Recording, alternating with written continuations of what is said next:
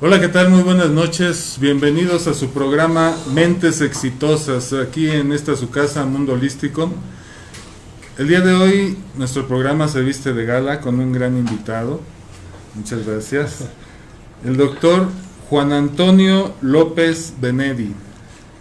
Él es licenciado en Ciencias de la Educación, en la selección de Filosofía por la Universidad Complutense de Madrid y doctor en Hermenéutica aplicada por la misma institución educativa, y sobre todo es investigador en diversos campos que son muy interesantes, por eso el día de hoy está en nuestro programa.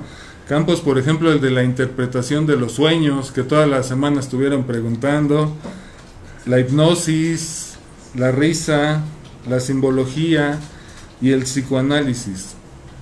Pero sobre todo, él como investigador no nada más la practica, por ejemplo, la hipnosis, la interpretación de los sueños, sino la ha investigado con lo que es el método científico.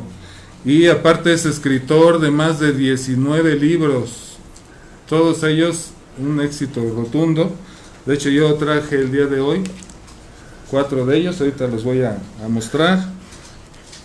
Entre ellos, bueno, vemos temas como regresiones, ¿verdad? Interpretación de los sueños, el de emociones, el corazón inteligente, que también es un hitazo, y uno nuevo que ahorita nos tiene para sorprender. Pero bueno, vamos a recibir el día de hoy y vamos a saludar al doctor Juan Antonio López. ¿Cómo estás, Juan Antonio? Muy bien, encantado de estar aquí compartiendo, pues una vez más, por estas tierras. Muchas gracias.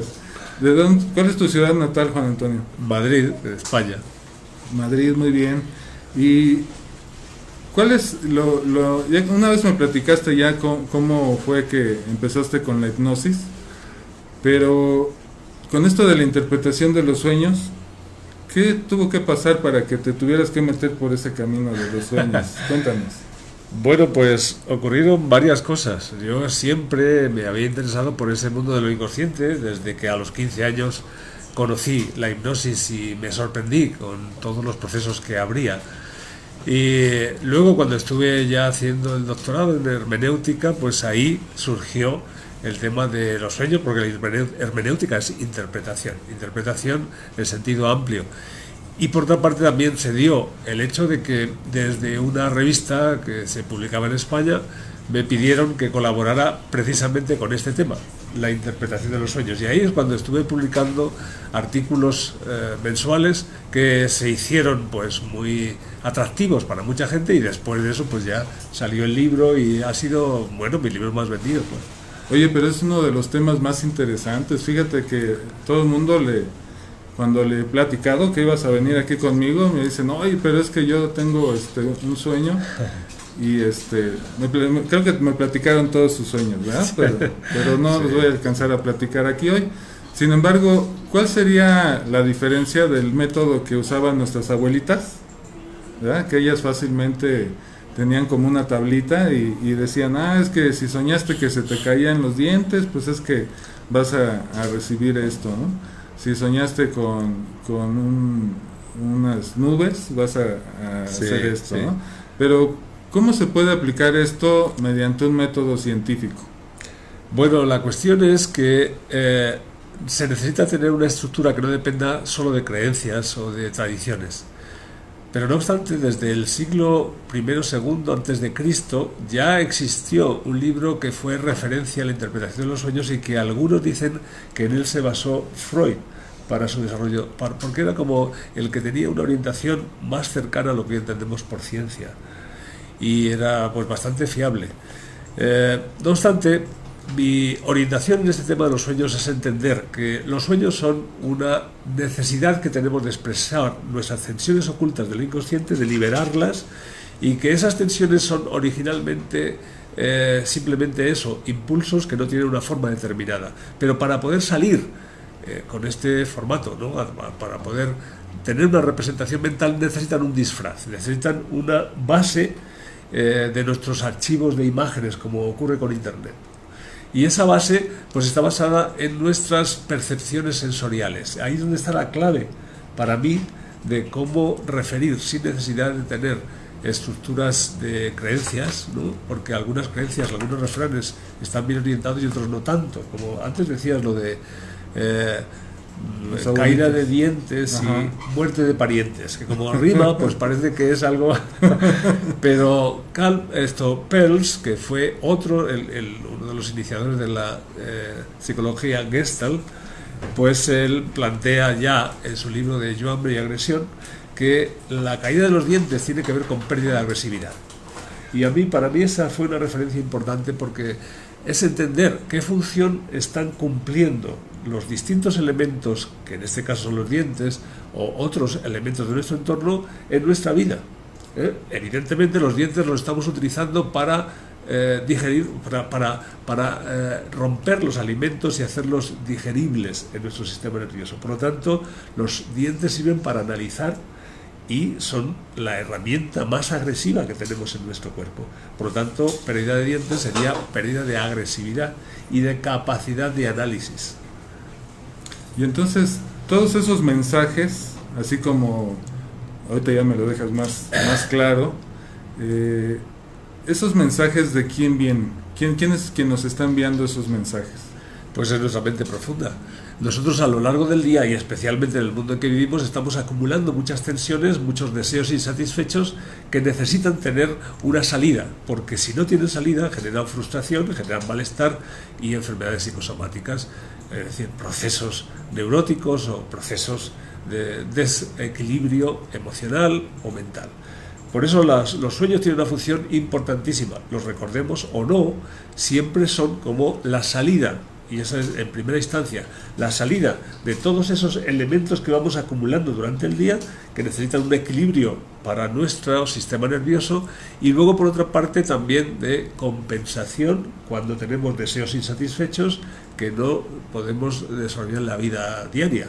Incluso en este sentido hay un refrán, que es el que quien hambre tiene con pan sueña, ¿no? Creo que en México hay una acepción parecida, ¿no? Algo parecido. Okay. Bueno, y por ejemplo, entonces, cuando hay un sueño muy recurrente, ¿quiere decir que yo no estoy haciendo caso de ese mensaje? Bueno, pues evidentemente cuando hay un sueño recurrente, pues por una lógica básica, es que hay un mensaje que es importante que tengamos en cuenta y que no lo estamos escuchando adecuadamente.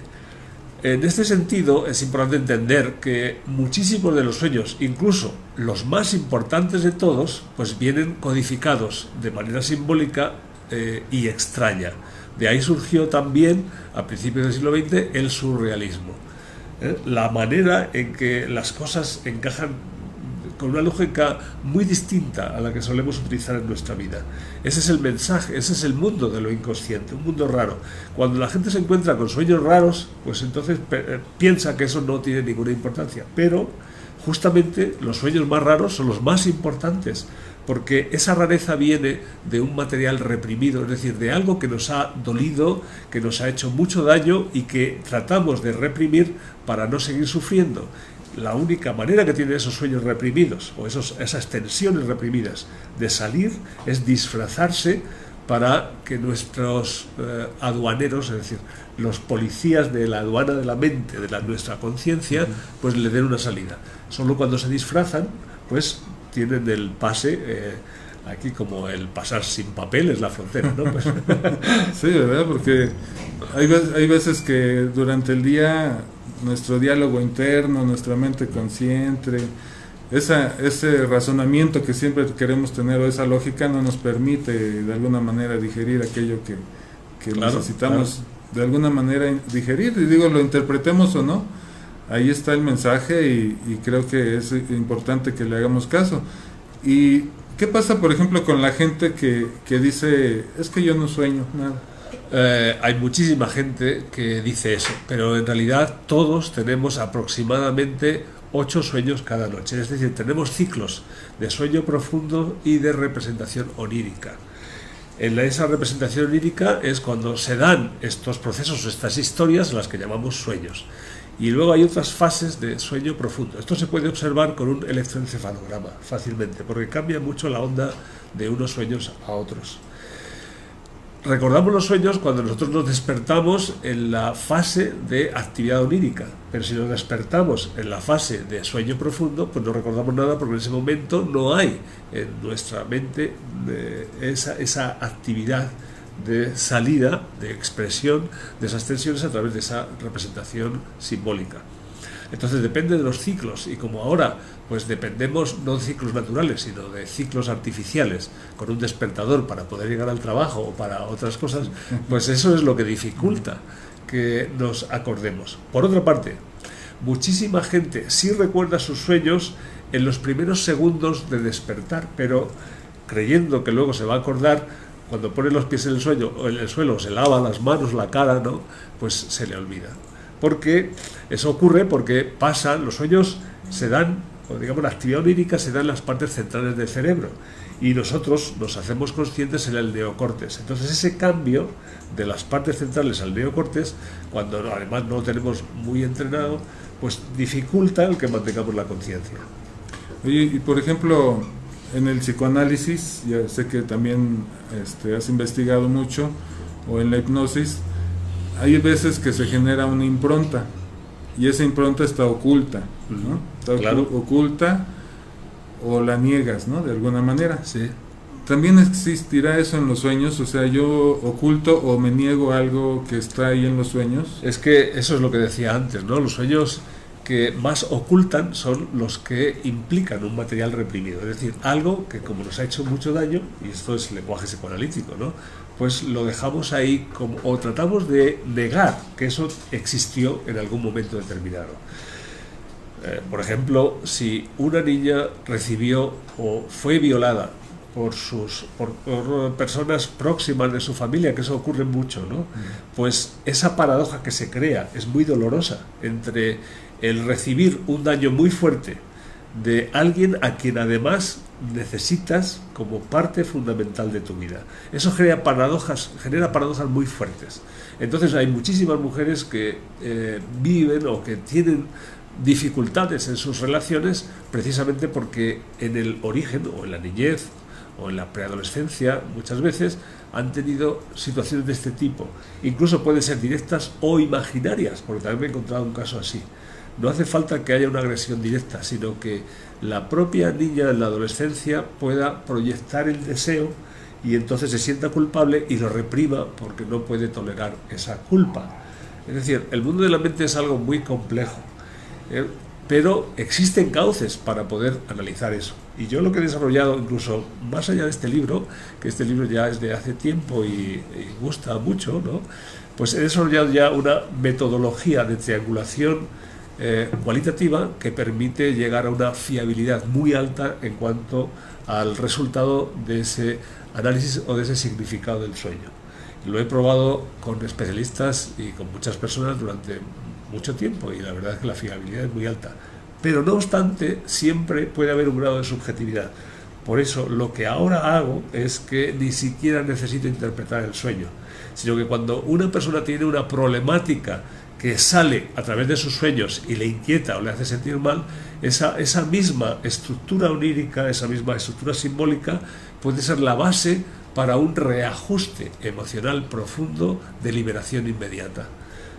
Porque ahí ya no necesitas entrar en hacerte consciente del material reprimido o de la etapa dolorosa, sino que aprovechas esa misma estrategia de defensa de la propia mente, que es camuflar o tener un disfraz para lo más doloroso, y con ese mismo disfraz nosotros podemos reconducir esa tensión y liberarla. Esto está siendo muy eficaz. Eso va dentro de las terapias que tú haces de Sí. reajuste emocional. Sí, exactamente. O sea que ya no es necesario a lo mejor que la persona se someta, por ejemplo, a una hipnosis, ya trae su sueño y ya... Sí, exactamente. He conoce, tenido ¿no? muchos casos sorprendentes en este sentido. Puedo citar un caso Ajá. que ocurrió en Gotemburgo, en Suecia. Allí vino a una charla que yo di sobre interpretación de los sueños, vino una mujer, una chica de los 20 y tantos años con su madre. Eran suecas, yo no hablo sueco, pero tenía traducción en ese momento, pero ellas estaban muy interesadas porque esta chica tenía desde hacía 4 años pesadillas como de terror y había pensado incluso en el suicidio. Entonces, desde ahí, ella lo que quería es buscar una salida. Había buscado o había encontrado muchos especialistas que no le habían terminado de dar una solución porque las pastillas no funcionaban y otros tipos de terapias no habían funcionado. Pero en una sola sesión, entrando en esa pesadilla suya, hicimos una corrección simbólica y se liberó. Es algo que parece como mágico, ¿no? Por eso yo también a veces relaciono en todas las investigaciones que he hecho desde la antropología en el chamanismo con muchas de esas, digamos, interpretaciones o a estructuras simbólico-míticas del mundo chamánico, porque tienen bases comunes. Sí, porque recuerdo que incluso nos has dicho en tus talleres que para hacer este tipo de interpretación pues no tienes que estar junto a la persona dormida, sino que simplemente cierra los ojos y empieza a hacer una introspección, ¿no? Sí. Y empieza a fluir esa información que se necesita para este Por supuesto, es que hay que entender una cosa. Ajá.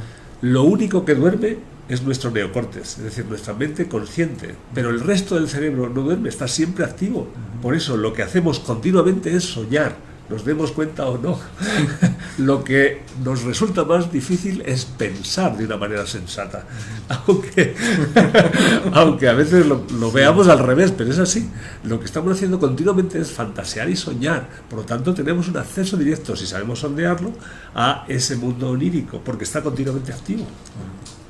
Ok, bueno, vamos a saludar ya a quien está al pendiente. Vamos a saludar a Alan Emanuel, al doctor Alejandro Fernández, a Roberto Alvarado, que siempre está aquí atento, a Judith Torres, a Doggy Huerta, a Magda Casillas, Ana Cortés y a Ricardo Botero. Varios de ellos van a estar presentes este fin de semana en el taller de Working Healing Process. Muy bien, ahí los vamos a ver. Voy a aprovechar, Juan Antonio, que tú también has investigado mucho en el ámbito de las regresiones. Sí. Sin el afán de revolver el tema. Dentro de lo que son los sueños, ¿puede haber una regresión espontánea también? Claro. Por eso cuando hablo de regresiones, hablo de 3 tipos de regresiones: las espontáneas, naturales y las inducidas. Normalmente, cuando se habla de regresiones, se habla casi siempre de regresiones inducidas, es decir, utilizar una técnica que puede ser la hipnosis o alguna otra, pero casi siempre vinculada con la hipnosis, para poder llevar a la persona a ese estado regresivo. No obstante, también el mismo Freud en algún momento señala que todo sueño es una regresión. Porque cuando nosotros estamos liberando a través de los sueños ese material que está reprimido, oculto, que genera tensión, siempre ese material viene del pasado, por lo tanto los sueños siempre son regresiones. Ahora bien, nosotros normalmente entendemos por regresiones cuando vamos a una época remota en el pasado. Yo en el libro he hecho muchas experiencias de regresión a través de la hipnosis con distintas técnicas y pues me he encontrado evidentemente sin forzarlas de manera natural. O sea, cuando sitúo, por ejemplo, a una persona en decirle, una vez que está ya en trance, ve al momento más importante de tu vida o el que más te ha ilusionado, pues entonces, para mi sorpresa, hubo casos, y de ello hablo en el libro, que se trasladaron a siglos atrás, ¿no?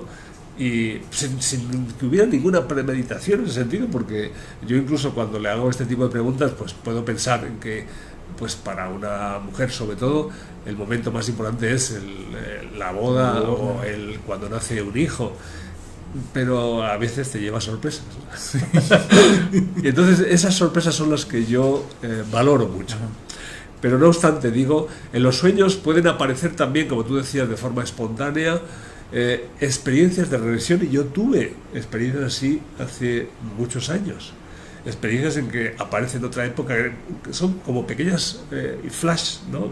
O flashback, no tiene una conexión con nuestra vida, y yo me veía, por ejemplo, en un barco así como los de aquellas épocas de 500 años atrás, de aquellas épocas de España, no necesariamente era español en ese momento. Bueno, me veía en ese entorno, ¿no?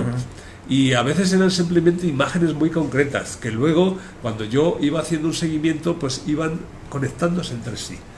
Porque lo que sí me di cuenta es que cuando aparecen imágenes de este tipo, que no es que aparezcan continuamente, pues aparecen en función del impacto emocional más intenso que se ha generado. Y otras veces también pues se dan experiencias de regresión cuando nosotros vamos a un determinado lugar y sientes como que ya has estado allí. Especialmente aquí en América, pues se dan muchos casos cuando vas a pirámides o a templos antiguos, ¿no? Sí. Que tú sientes como que resuenas con eso. Unas veces resuena y otras veces no. O sea, no es que por el hecho de ser una ruina ya es algo maravilloso. Incluso también yo tuve, ya antes de venir aquí en España, tuve experiencias desagradables con respecto a algunas representaciones vinculadas con América, que luego fui entendiendo y ajustando poco a poco, pero que no tenía ninguna explicación lógica. Sí, es muy interesante, hasta te ves ahí dentro sí, de ese... exactamente. y por ejemplo, entonces, realmente dentro de los sueños, ¿cuál es el tiempo que podemos decir que hay? ¿Siempre es un tiempo pasado o, por ejemplo, también puede haber progresiones espontáneas durante el sueño? Sí, de hecho, yo lo que he observado es que en esos 8 sueños aproximadamente que tenemos cada noche vamos pasando por distintas fases. Las primeras fases son como de liberación de tensiones más físicas, y cuando nosotros logramos pues liberar lo que llegamos acumulado de estrés durante el día, pues a veces acercándonos al amanecer, y curiosamente está esa referencia a la iluminación, ¿no? Pues los sueños más cercanos al amanecer son los sueños que pueden representar objetivos de vida, que pueden representar motivaciones para desarrollar cosas, para encontrar soluciones, o que nos aportan algo que ya no es solo descarga, sino que nos abre caminos hacia el futuro. ¿Tiene que ver algo las ondas de frecuencia cerebral? ¿Frecuencia delta, digamos? Sí, las frecuencias cerebrales tienen que ver con los distintos tipos de actividad que tenemos y las distintas zonas del cerebro donde están desarrollándose esa actividad.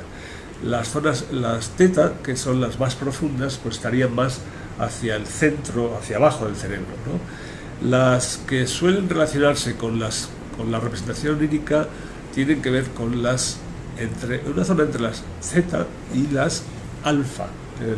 Las ondas alfa también se utilizan para el control mental, para la visualización, ¿no?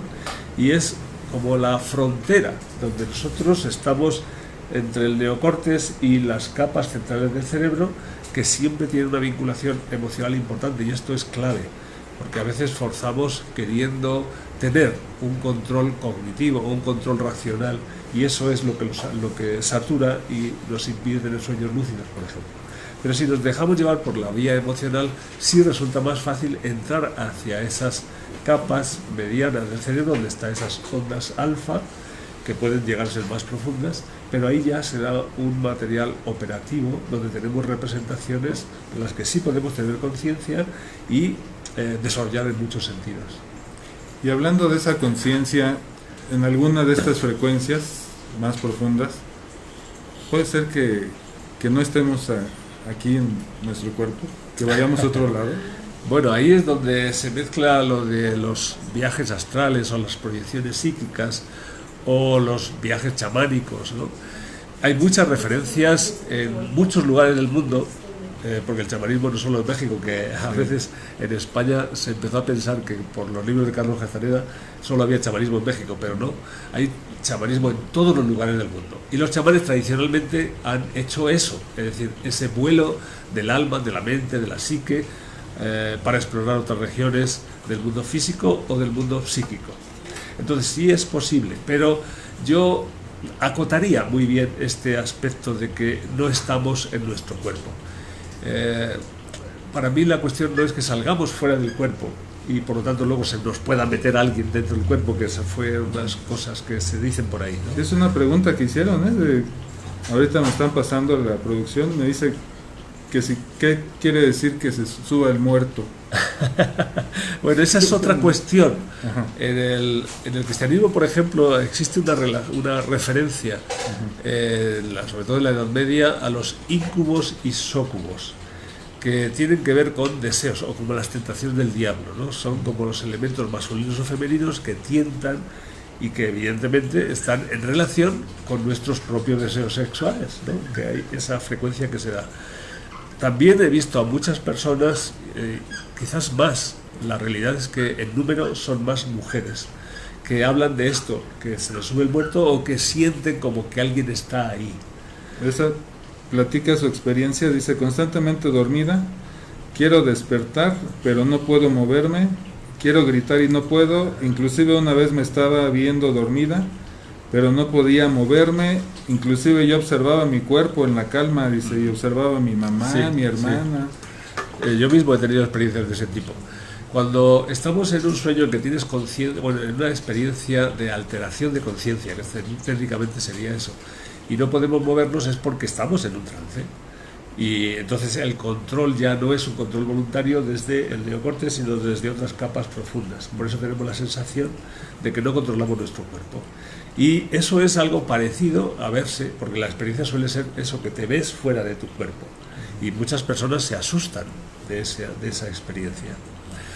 Esta es una representación mental, es más fácil explicarlo como que estamos fuera del cuerpo, pero no necesariamente estamos fuera, sino que a veces estamos en otra zona interior más profunda, ¿no? Pero como eso parecería paradójico, pues nuestra mente lo interpreta como que hemos salido del cuerpo y tenemos una perspectiva distinta sobre nuestra vida. Yo a los 15 años también tuve experiencias así, en donde yo, además es que me entrenaba con esa idea de salir del cuerpo y poder tener experiencias. A veces tocaba los objetos exteriores y otras veces no. Tuve una serie de experiencias muy curiosas, porque ahí yo había leído que con Lobsang Rampa, algunos que hablaban de los viajes astrales, pues que había que salir del cuerpo y sacar otra parte, otro cuerpo más sutil. Y yo me lo tomé tan al pie de la letra que casi a veces me desgarraba, ¿no? Por eso empecé a reconsiderar esa visión y entender, como también nos plantea la mecánica cuántica, como nos plantea la física en la actualidad, que existen realidades holográficas, que podemos ver como si fueran el mundo exterior, pero en realidad es nuestro mundo interno. Sí, generalmente pues nuestra mente es holográfica. Claro. O sea, si yo veo algo que me gusta, pues siempre voy a ver hacia cierto lugar, ¿no? Como representándolo. No lo represento dentro de mí, sino lo represento proyectándolo fuera. ¿No? Exacto. Entonces es fácil también en este caso nosotros mismos, con esa capacidad de abstracción, pues simplemente cierro los ojos e imagino que me estoy viendo y es el mismo efecto, claro. No necesito estar dormido, ¿no? Sin embargo, pues esa espontaneidad de estos eventos y la frecuencia, claro, creo que sí llaman la atención. Es algo curioso. Bueno, también depende de la intensidad. Ajá. Porque a veces te ves desde fuera, pero con todos los sentidos. Otras veces puedes hacer una representación mental y verte como si estuvieras fuera, pero te sientes más en tu cuerpo, que eso es más normal. Pero sí hay personas que sienten que ya no están, o sea, la sensación es como que no estás en tu cuerpo y que toda la sensibilidad está desplazada. Entonces, como un holograma sensorial. Pero claro, explicarlo así puede resultar un poco extraño, y entonces es más fácil decir, pues es que una parte de tu cuerpo sale. Pero sí, cuidado con tenerlo demasiado al pie de la letra, ¿no? Sí. Por ejemplo, hacen una pregunta, dicen, ¿es normal no acordarse de los sueños? Ya lo platicamos, ¿no? Que simplemente el hecho de que suena el despertador y te tienes que parar porque claro, ya es la... Y hay un paso abrupto entre esa parte más central del cerebro, donde nosotros experimentamos los sueños con más intensidad, y el paso a la conciencia, el de estar despiertos, ¿no? Si ese paso es muy rápido, pues entonces hay una desconexión. Hay entrenamientos, incluso entrenamientos sobre la dualidad de conciencia. Incluso el mismo Jung hablaba de eso. Los procesos de iluminación tienen que ver con no solo tener localizada o focalizada nuestra conciencia en un área específica del cerebro, ya sea hacia lo subconsciente o en la conciencia, sino poder iluminar o poder tener una conciencia que fácilmente se traslade a todas las áreas del cerebro, y ahí es donde estaría la conciencia iluminada. Muy bien.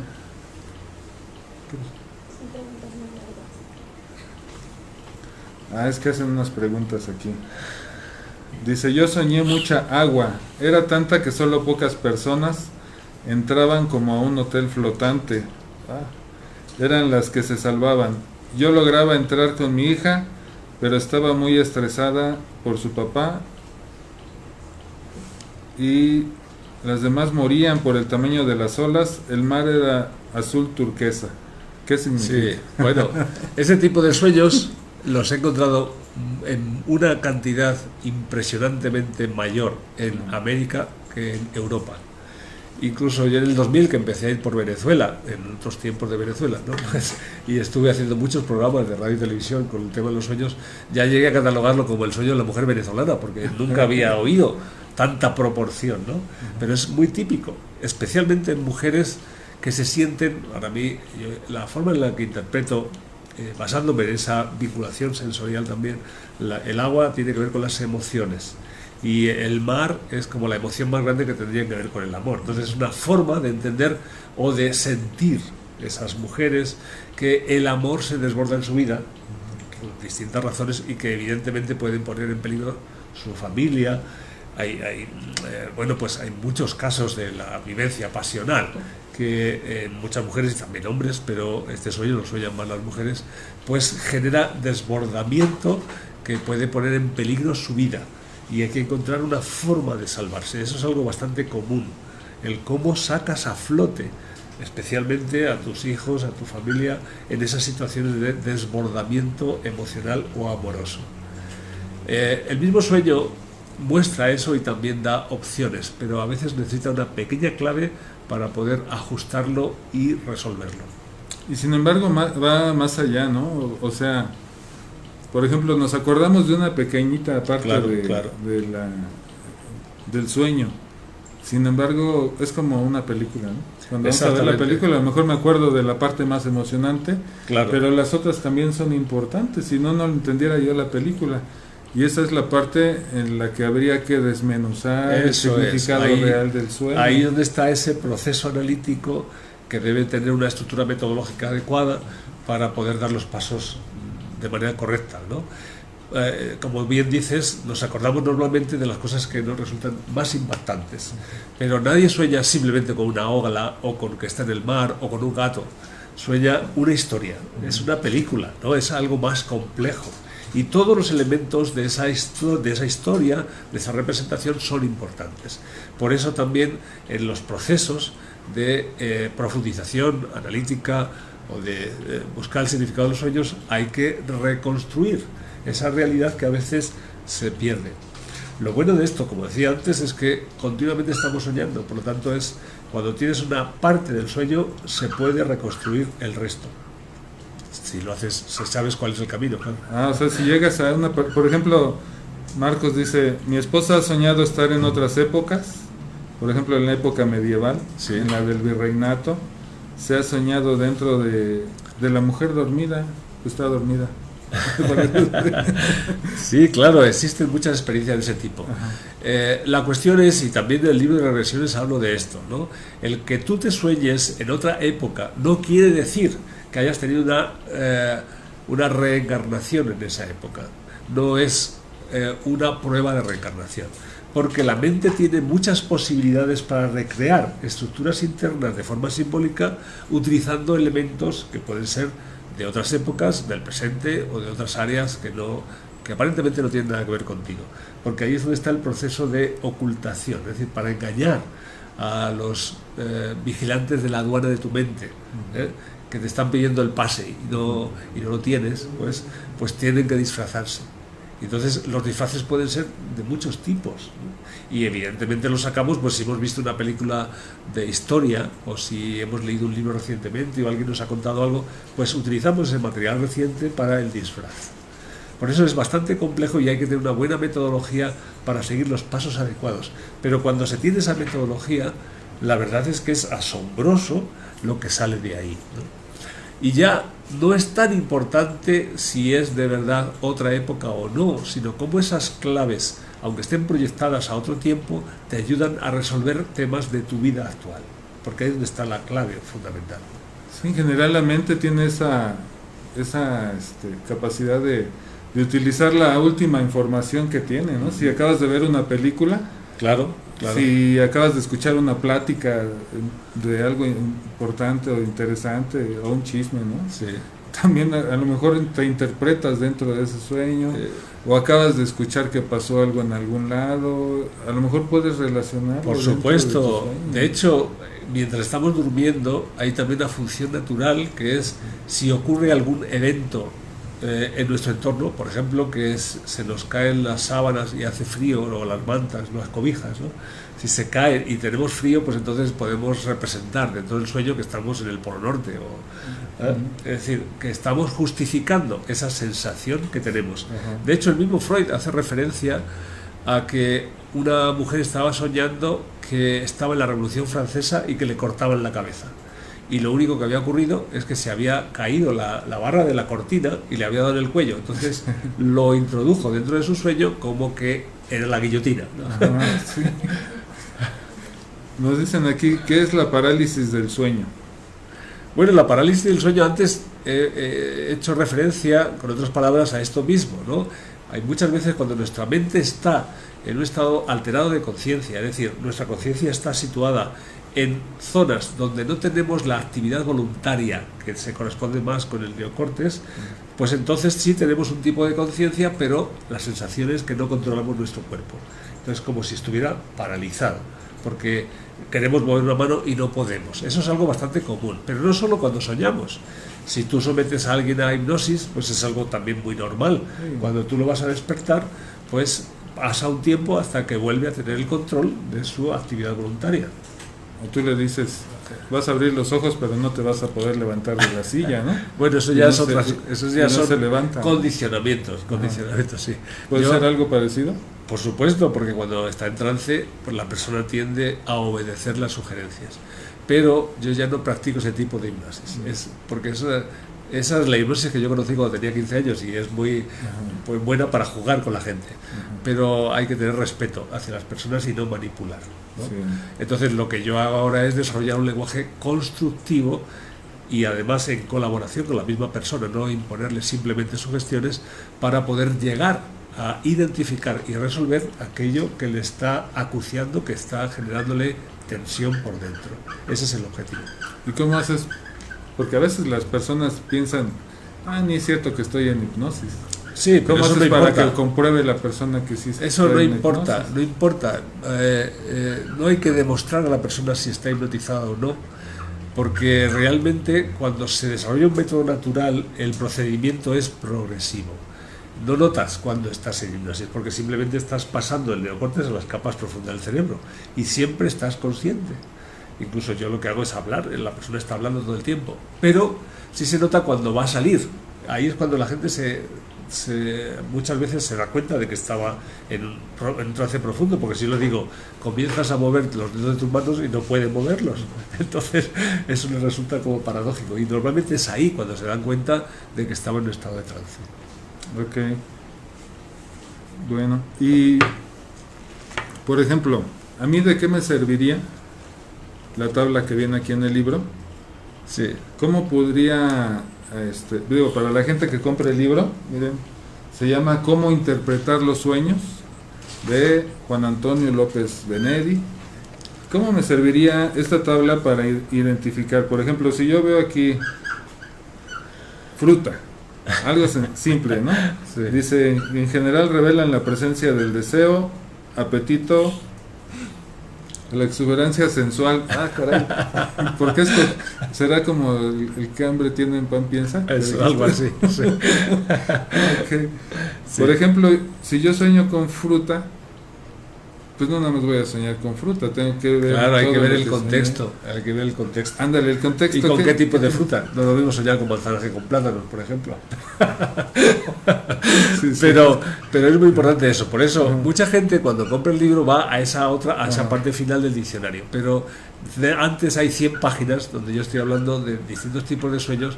Incluso hago una interpretación al estilo freudiano y junguiano para ver la diferencia entre uno y otro, sobre una historia que es la de Jack el Destripador, ¿no?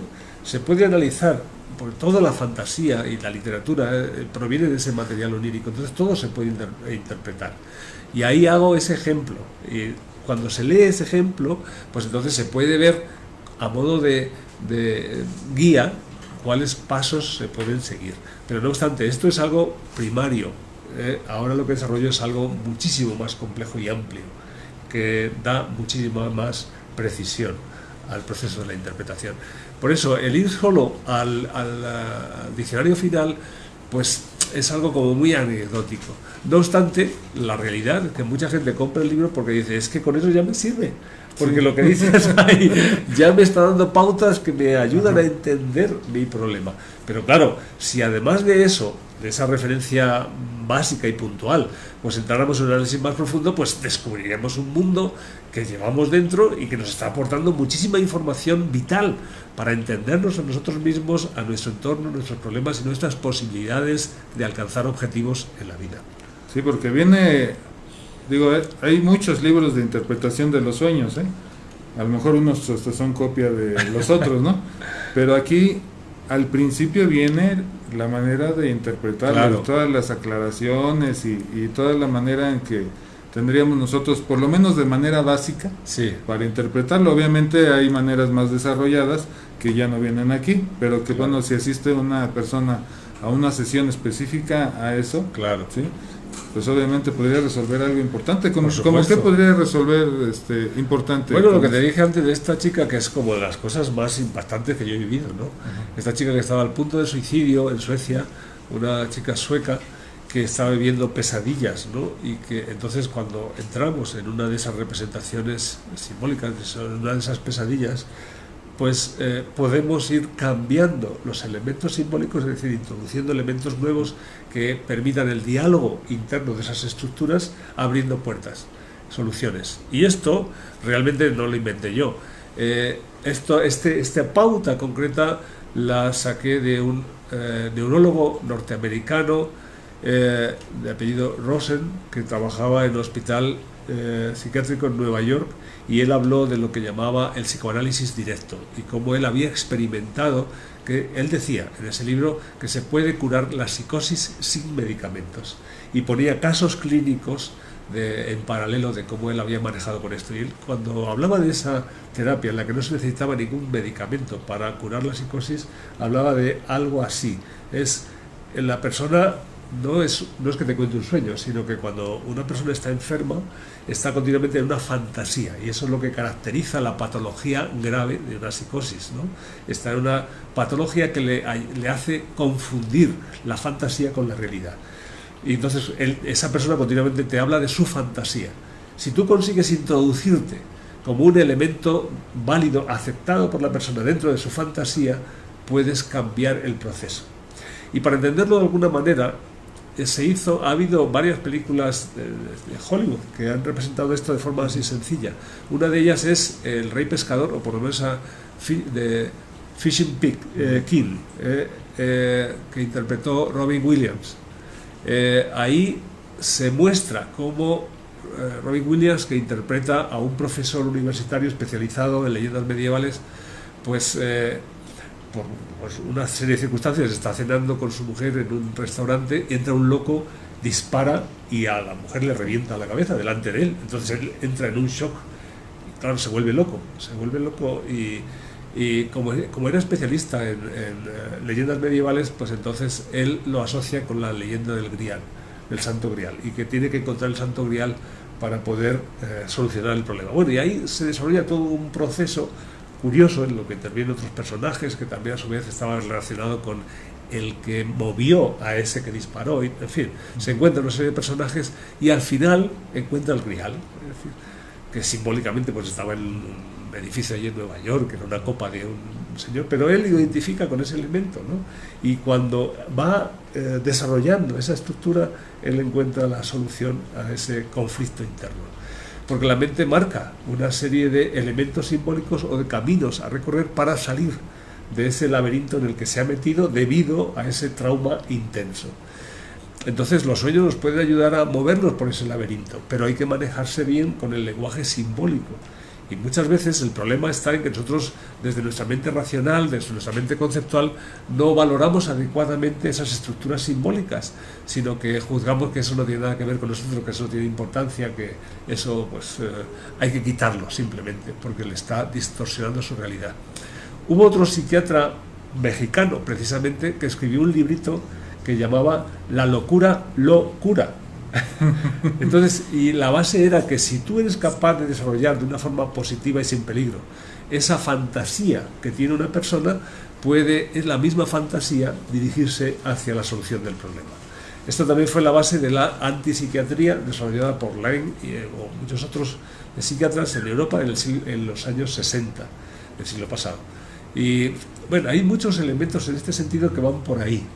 Muchas veces no es el medicamento el que cura, sino este otro tipo de psicoterapia. Bueno, podría dar muchísimas referencias, pero no quiero saturar. Y yo también me basé, evidentemente, en el estudio de esas fuentes para elaborar, pues de la manera más rápida posible, la solución de un conflicto cuando me encuentro con una persona que está sufriendo, ¿no? Y, por ejemplo, ¿qué hay fuera de esta fantasía y demás que finalmente tiene pues una función, ¿no? También de ayudarnos? ¿Qué hay detrás de las personas que dicen yo sueño algo y sí se cumple? Sí, porque una de las razones, yo de hecho tengo también elaborados, escrito, pero no está en este libro publicado porque el editor no ha querido modificarlo, sí, 13 tipos de sueños premonitorios, con características diferenciadas de unos a otros. Y he tenido también experiencia de tener casos de personas que tenían esas visiones premonitorias. Y muchas veces el sentido más fácil, digamos, la precognición tiene que ver con el tener como una herida emocional. Es como tener una cicatriz física, ¿no? Cuando tienes una cicatriz física puedes intuir cuándo va a cambiar el tiempo porque sientes, eso es algo muy común en muchas personas. Pues en una herida emocional o psíquica ocurre lo mismo. Tú estás alerta y cuando hay algo en tu entorno que resuena con esa herida tuya, lo notas. Pero no solo en el entorno inmediato, sino a veces en un entorno distante. Tuve un caso de un pintor en Barcelona. Estuve en su estudio y me dijo, mira, este cuadro lo pinté, un cuadro inmenso, ¿no? Como de 3 metros por 1,5 metros. Lo pinté casi instantáneamente y era como una situación de miembros, o sea, de conflicto de seres humanos, ¿no? Yo sentí el impulso de pintar este cuadro y no sabía por qué, pero cuando yo estaba pintando este cuadro estaba la guerra en Kosovo y coincidió, o sea, lo percibí y él estaba en Barcelona y Kosovo estaba un poco más lejos, ¿no? Entonces, pero estaba en ese mismo momento estallando la guerra y él ni siquiera tenía conciencia de eso. Y él estaba representando la Sí, guerra. porque le había sintonizado con ese sufrimiento humano incluso a distancia. Sí, pues por medio del inconsciente colectivo. Exactamente, también, sí, pero porque él también tenía su propia problemática que le hacía especialmente sensible a ese sufrimiento humano. Oh, qué interesante. Bueno, por ejemplo, ¿me enseñas esa pregunta que hicieron, por favor? Sueño que brinco en los techos de... ese yo también lo he soñado. Que brinco en los techos de los edificios. ¿Eso qué querrá decir? Bueno, a veces te falta combustible para volar más alto, pero fuera de las bromas, ¿no? Sí. Evidentemente, cuando tú estás en el techo, estás en un punto de llegar a la cumbre, el deseo de llegar a la cumbre, y quieres saltar a partir de ahí.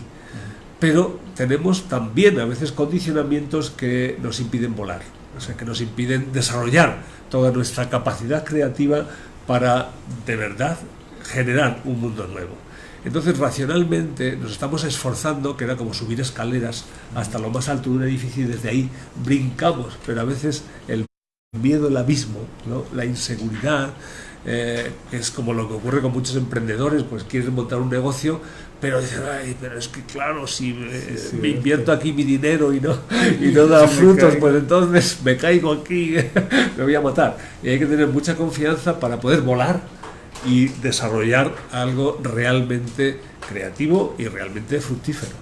Sí, siempre es ese miedo a que y si no resulta... Eso es. Sí, sí. Y ahorita, ¿cuál es el último libro que escribiste, Valentín? Bueno, de hecho estoy escribiendo 2 nuevos ahora, pero el último que he publicado es se llama Todos queremos que nos quieran, y en él analizo las relaciones afectivas, también de una manera un poco distinta, no es tan conceptual, aunque también hay reflexión conceptual, pero hay un seguimiento de casos mantenidos. Hay 3 personas a los que yo estuve tratando, 2 mujeres y un hombre, que se siguen a lo largo de todo el libro, y entonces cada uno de los capítulos está abordando procesos que ellos vivieron desde distintos ángulos y desde distintas experiencias, porque cada uno de ellos es de un país distinto. Entonces, eso ayuda a que muchas personas, y los que han leído el libro, les ayuda a poder sintonizar más fácilmente, porque a veces no tiene tanto conocimiento, tanta capacidad de razonamiento abstracto, entonces necesitan una identificación. Se identifican con los casos, se identifican con las personas, porque sí es cierto que muchas veces vivimos cosas muy parecidas. Yo normalmente yo no trato con enfermos, trato con personas normales que tienen dificultades, carencias o expectativas de vida que a veces no se cumplen, y eso es algo bastante común, ¿no? Pues siempre estamos esperando la relación amorosa totalmente satisfactoria, y nos pasamos a veces la vida esperándola, porque la vida es muy compleja, ¿no? Sí, sí. Y cuando tenemos algo que se aproxima mucho, pues siempre también tiene momentos puntuales. Entonces las carencias afectivas, para mí, y por eso es por lo que he enfocado este libro así, son la clave fundamental de todos los seres humanos. Por eso todos queremos que nos quieran, ¿eh?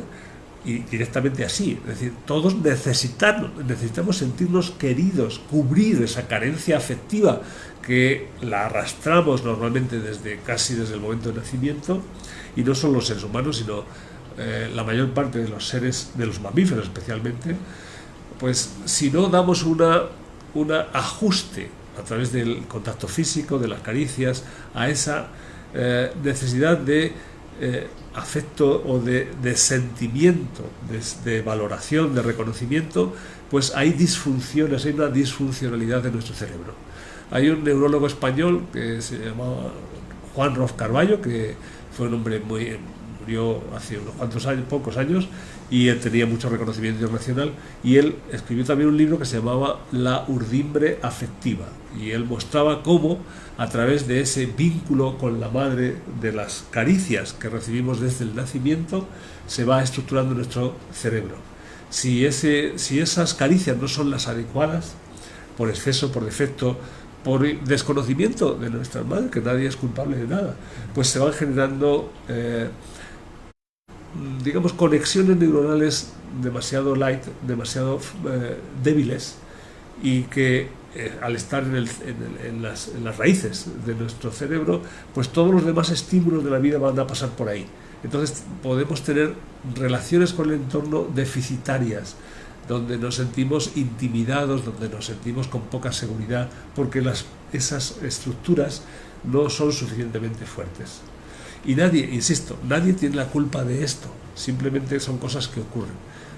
En el libro también hablo de otros experimentos que se hicieron en los Estados Unidos con monos, donde se vio claramente cómo cuando la cría, o sea, de una misma mona, se separaban las crías y se diferenciaba la forma de alimento, una con el contacto normal con la madre, otra con un biberón envuelto en piel de mona, y otro con un biberón atado simplemente a un alambre a la jaula, donde recibían toda la misma cantidad de leche adecuada, pues lo que no tenía ese contacto con la madre tenía graves carencias y desarrollaba anomalías que podían ser muy, muy graves en su desarrollo y en su crecimiento. Entonces, estos son aspectos que a veces no se conocen bien, pero que sí hay estudios, y yo doy en el libro muchos estudios en distintas épocas, de cómo esto ha tenido repercusiones curiosas y a veces paradójicas ante lo que nosotros pensamos que debía ser lo normal. Por ejemplo, hubo militares en distintas épocas de la historia que pensaban hacer hombres que no tuvieran ese afeminamiento de caricias con la madre, entonces se le quitaban a las madres y se les trataba pues con todos los nutrientes, con todos los elementos, pero de forma dura. Y hubo un caso en que de 50 niños no sobrevivió ninguno. No solo no consigues tener hombres más fuertes, sino que no consigues ni siquiera que lleguen a ser hombres, ¿no? Entonces esa parte de la relación afectiva es absolutamente fundamental. Y hoy, después de muchos siglos también de represión sexual, por ejemplo, en el cristianismo, realmente a veces hay más actividad sexual, más satisfacción sexual, pero sigue habiendo carencias que sobre todo notan más las mujeres porque están más orientadas a lo afectivo que nosotros los hombres a veces, que estamos más vinculados con el impulso sexual.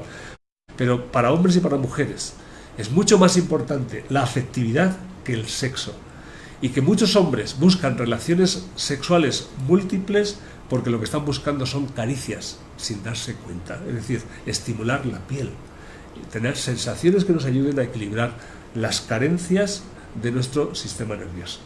Es lo que yo digo, pero mi esposa se enoja. Sí, realmente esto sí es bien cierto, porque, por ejemplo, cuando tú hablas con una persona, pues las personas quieren ser fuertes, ¿no? Y decir, no, yo no necesito de una pareja, yo no necesito de nadie. Pero la realidad es que, bueno, pues desde a lo mejor nuestra memoria psicoantropológica, pues no estar relacionados con una pareja o con una manada, ser rechazados, pues significa la muerte. Sí. Evidentemente, en los seres humanos se da otra opción frente a los animales. Para los animales es claro que el que no tiene una aceptación real de su entorno tiende a morir o tiende a generar una patología, ¿no? Con los que llaman los lobos esteparios o... Sí. Bueno, pero en el caso humano es posible encontrar un equilibrio aunque no haya una relación de pareja. Y por eso están los casos de iluminación, los casos de santidad. Es decir, la fuente para ese equilibrio afectivo puede ser también interna. Y ese es el trabajo de desarrollo hacia la espiritualidad, que también se puede hacer como un método terapéutico y de equilibrio. Pero eso no es tan fácil, porque no basta con rezar o de ir a hacer esto y tal. No, se trata de que haya un desarrollo psicoafectivo real, es decir, tener vivencias intensas reales. Okay. Bueno, entonces, acerca de estas terapias, que ya todos estamos picados porque queremos estas terapias, reajustes emocionales rápidos. Sí. ¿Cómo te podemos contactar? ¿Puedo dar tu número de telefónico? Sí, claro, aquí tengo un número en México y se puede contactar. Ok, voy a dar tu número, es 55 84 55 97 18. Voy a repetirlo, 55 84 55 97 18. Quien quiera contactar al doctor Juan Antonio López Benedi y tomar un reajuste emocional rápido, combinando toda la sabiduría que tiene el doctor aquí, seguramente se van a encontrar con una solución rápida, sin dolor. También, claro, exactamente. No hace falta sufrir para curarse. Normalmente cada persona, desde la primera sesión, lo que siente es alivio, como haberse quitado un peso de encima. Muy bien. Pues le agradezco, doctor, y quiero invitarlos este fin de semana, el día domingo 14, a nuestro taller de Working Healing Process. Es un taller para terapeutas, utilizando esta técnica que sirve para sanar emocionalmente, físicamente, y bueno, después le platico, doctor, porque está genial. Muy bien. Entonces, pues me despido esta noche agradeciendo al doctor por su presencia. Espero que sea muchas veces que repita aquí con nosotros. Le agradezco. Yo sé que esta semana va a tener conferencias, ¿no? También. Sí, tengo varias actividades y en distintas ciudades de México. Acabo de venir de Guatemala y bueno, pues yo en la medida de mis posibilidades todavía no puedo estar en todas partes, pero pues, me muevo no, bastante. Pero ya mero. Ok. Bueno, pues muchas gracias, amigos de Mentes Exitosas. Nos vemos este fin de semana, el día domingo. ¿Todavía hay lugares? Sí, todavía hay lugares para que se inscriban a este taller. Working Healing Process, si quieren ser terapeutas, adelante, todavía hay lugares. Pueden contactarme al 55 30 74 17 33. Repito, 55 30 54 17 33. 30 74 17 33. Muy bien. Muchas gracias, doctor. Gracias a vosotros también.